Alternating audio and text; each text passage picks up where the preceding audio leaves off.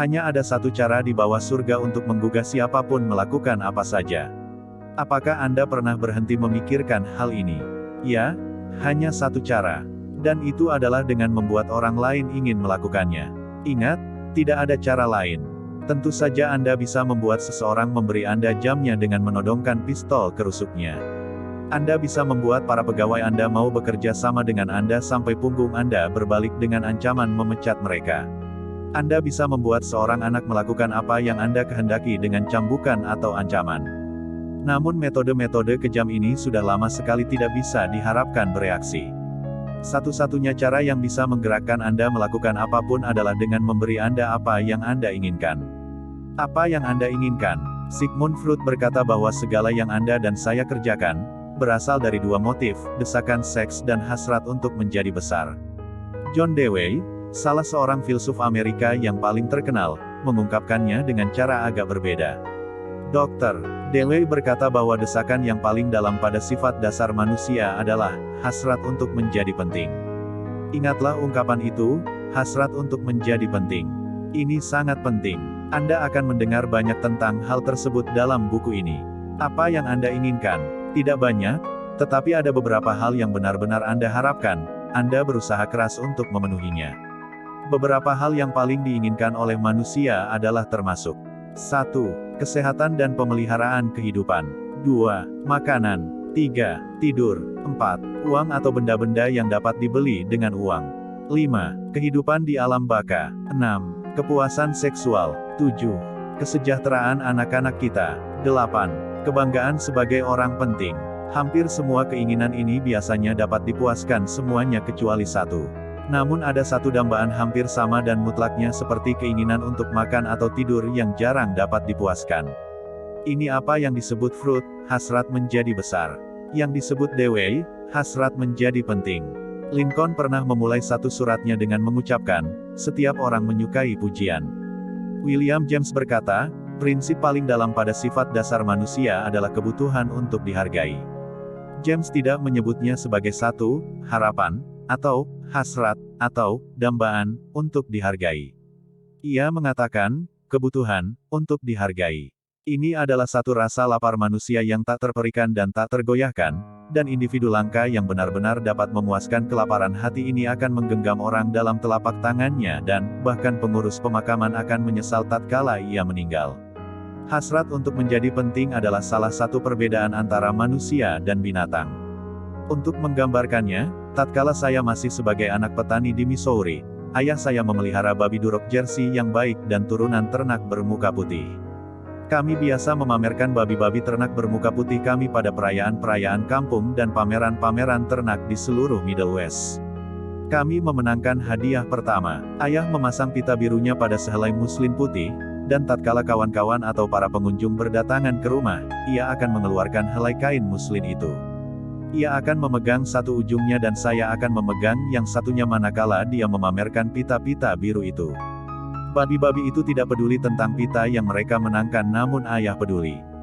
Hadiah-hadiah ini memberinya satu rasa penting. Jika nenek moyang kita tidak mempunyai hasrat besar terhadap perolehan rasa penting ini, peradaban akan menjadi tidak mungkin terjadi. Tanpa hal ini, kita tidak akan ada bedanya dengan binatang. Hasrat untuk menjadi penting inilah yang telah menggerakkan seorang pelayan untuk mempelajari beberapa buku hukum yang ditemukannya di dasar tong dari barang rumah tangga rampasan yang telah dibelinya dengan harga 50 sen. Anda mungkin sudah pernah mendengar tentang pelayan toko makanan ini. Namanya adalah Lincoln. Hasrat untuk menjadi penting inilah yang telah mengilhami Dickens untuk menulis novel-novelnya yang abadi. Hasrat ini mengilhami Christopher Wren untuk merancang simfoninya di atas batu. Hasrat ini membuat Rockefeller menumpuk jutaan dolar yang tidak pernah ia habiskan. Dan hasrat yang sama ini yang membuat keluarga terkaya di kota Anda membangun rumah yang terlalu besar dari yang dibutuhkan. Hasrat ini membuat Anda ingin mengenakan pakaian gaya mutakhir, mengendarai mobil terbaru, dan berbicara tentang anak-anak Anda yang brilian. Hasrat inilah yang menggoda banyak pemuda dan gadis untuk bergabung dalam kelompok-kelompok dan terlibat dalam kegiatan kriminal. Rata-rata kriminal muda, menurut E.P. Mulrooney, seorang bekas komisaris polisi New York, dipenuhi oleh rasa keakuan, dan permintaan pertamanya setelah tertangkap adalah agar koran-koran yang mengerikan untuk menjadikan dirinya pahlawan. Prospek tak menyenangkan menjalani hukum penjara, tampaknya jauh sepanjang ia bisa merenungkan rasa sukanya karena muncul dalam gambar-gambar bersama para figur olahraga, bintang film, dan para politikus. Jika Anda sampaikan kepada saya bagaimana Anda memperoleh perasaan penting Anda, saya akan katakan siapa Anda.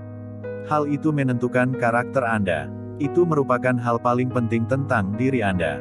Misalnya, John D. Rockefeller memperoleh perasaan pentingnya dengan memberi sumbangan untuk membangun sebuah rumah sakit modern di Peking, Cina, untuk merawat jutaan orang miskin yang belum pernah dilihatnya dan tidak akan ditengoknya. Sebaliknya, Dillinger memperoleh perasaan pentingnya dengan menjadi bandit, perampok bank, dan pembunuh. Tatkala para agen FBI memburuknya, ia memaksa masuk ke sebuah rumah petani di Minnesota dan berkata, "Saya Dillinger." Ia bangga akan fakta bahwa ia adalah musuh masyarakat nomor satu. "Saya tidak akan menyakiti kalian, tetapi saya Dillinger," ujarnya. Ya, satu perbedaan penting antara Dillinger dan Rockefeller adalah dalam cara bagaimana mereka memperoleh perasaan penting. Sejarah memberi banyak contoh menarik dari para orang terkenal yang berjuang memperoleh perasaan penting. Bahkan George Washington ingin dipanggil Yang Mulia, Presiden Amerika, dan Columbus memohon mendapat titel Admiral Lautan dan Raja Muda India. Yang Mulia Catherine menolak untuk membuka surat-surat yang tidak bertuliskan Yang Mulia, dan Nyonya Lincoln di Gedung Putih, memandang Nyonya Grant seperti macan betina dan berteriak, "Berani sekali kau duduk di depan saya sebelum saya suruh." Para miliuner Amerika membantu membiayai ekspedisi Admiral Byrd ke Antartika pada tahun 1928, dengan persetujuan bahwa serangkaian gunung es tersebut akan diberi nama mereka, dan Victor Hugo mengharapkan tidak kurang dari kota Paris yang diganti namanya sebagai penghormatan terhadap dirinya.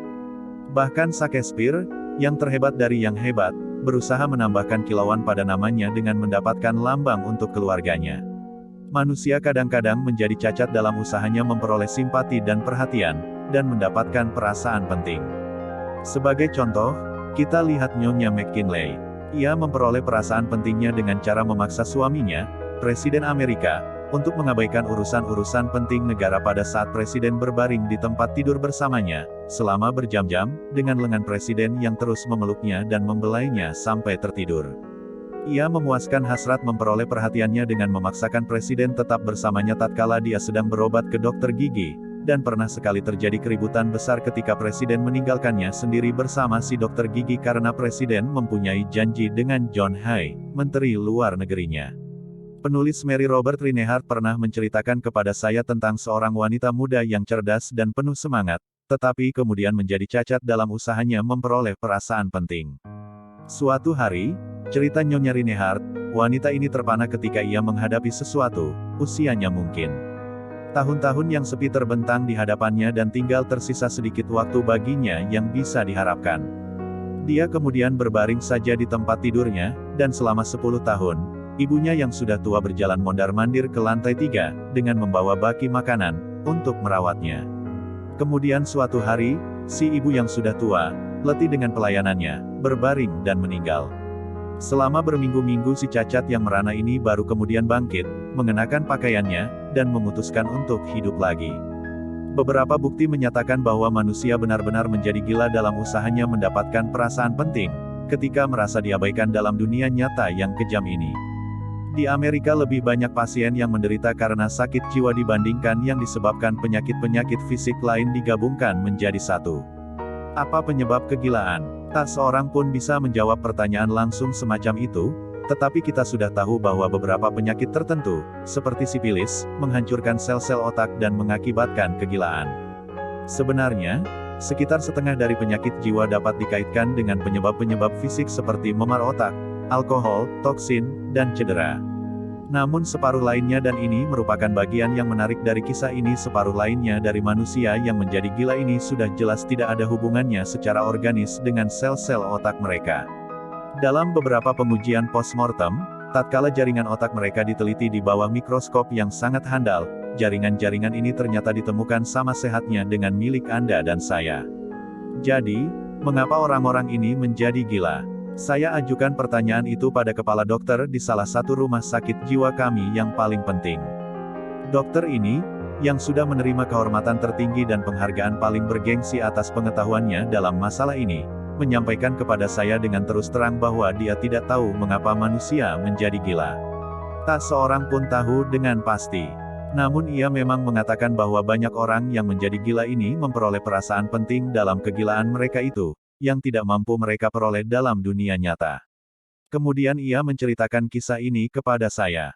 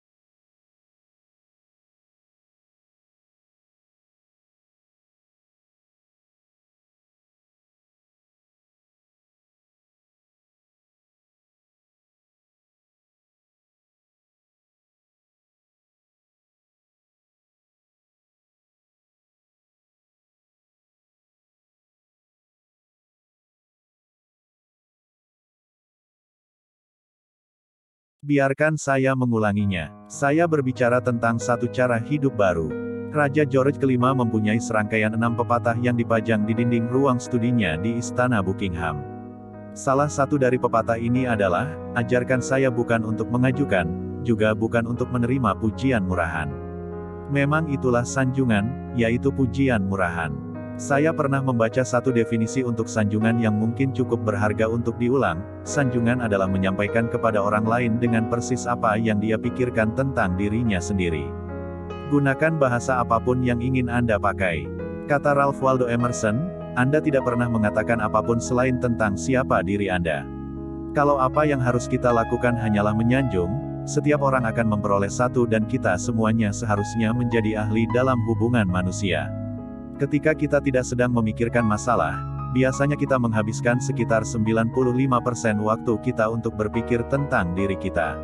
Sekarang, kalau kita berhenti berpikir tentang diri kita sebentar saja dan mulai memikirkan hal-hal baik dalam diri orang lain, kita tidak usah mengandalkan sanjungan yang begitu murah dan palsu sehingga kata-kata tersebut hampir sudah bisa dikenali sebelum keluar dari mulut. Salah satu hal yang paling diabaikan dari keberadaan kita di dunia ini adalah penghargaan. Entah bagaimana kita menolak memberi penghargaan kepada anak kita tatkala dia membawa pulang rapotnya yang bagus, dan kita lalai untuk mendorong semangat anak-anak kita tatkala dia pertama sekali berhasil memanggang kue atau membuat kandang burung. Tak sesuatu pun yang lebih membahagiakan anak-anak daripada adanya minat orang tua seperti ini dan persetujuan mereka. Lain waktu saat Anda menikmati sayatan daging mignon di restoran, sampaikan kata-kata pada kokinya bahwa makanan itu lezat sekali. Dan tatkala seorang penjual yang letih bersikap amat sopan dan baik, cobalah memujinya. Semua pendeta, penceramah, dan pembicara publik tahu rasa putus asa saat mereka bicara di depan publik dan tidak menerima satu pun komentar yang menghargai. Apa yang berlaku pada profesional juga berlaku pada para pekerja di kantor, di toko dan di pabrik, juga pada keluarga kita dan kawan-kawan.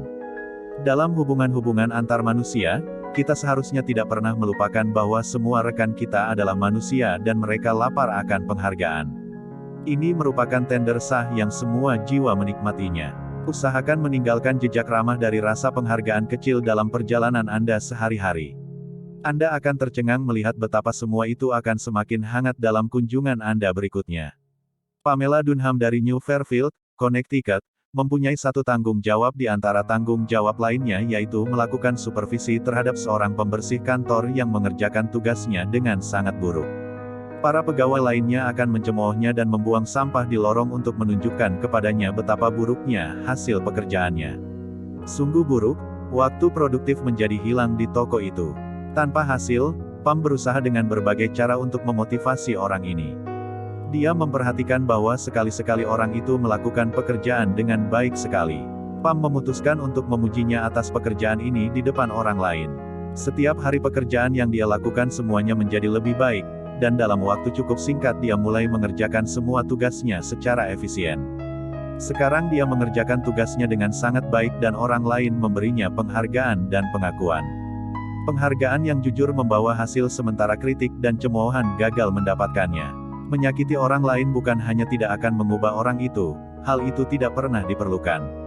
Ada satu pepatah lama yang sudah saya gunting dan saya tempel di cermin saya di mana sudah pasti saya akan melihatnya setiap hari. Saya akan melewati jalan ini hanya sekali, karenanya setiap perbuatan baik yang dapat saya lakukan atau kebaikan apapun yang dapat saya perlihatkan kepada siapapun, biarlah saya melakukannya sekarang. Jangan biarkan saya menunda, juga jangan biarkan saya mengabaikannya, karena mungkin saya tidak akan melewati jalan itu lagi. Emerson berkata, setiap orang yang saya jumpai adalah lebih baik dari saya dalam hal tertentu. Dengan cara itu, saya belajar sesuatu darinya. Bila itu berlaku pada Emerson, bukankah 1000 kali lebih berlaku pada Anda dan saya? Mari kita berhenti dari apa yang ingin kita capai, dari keinginan-keinginan kita. Mari kita coba menemukan hal-hal baik dalam diri orang lain. Kemudian lupakan tentang sanjungan. Berikan penghargaan yang jujur dan tulus. Jadilah tulus beri penghargaan, dan orang-orang akan mengingat kata-kata Anda, menghargainya dan mengulanginya sepanjang hidup, mengulangi kata-kata itu bertahun-tahun setelah Anda melupakannya. Prinsipnya, berikan penghargaan yang jujur dan tulus.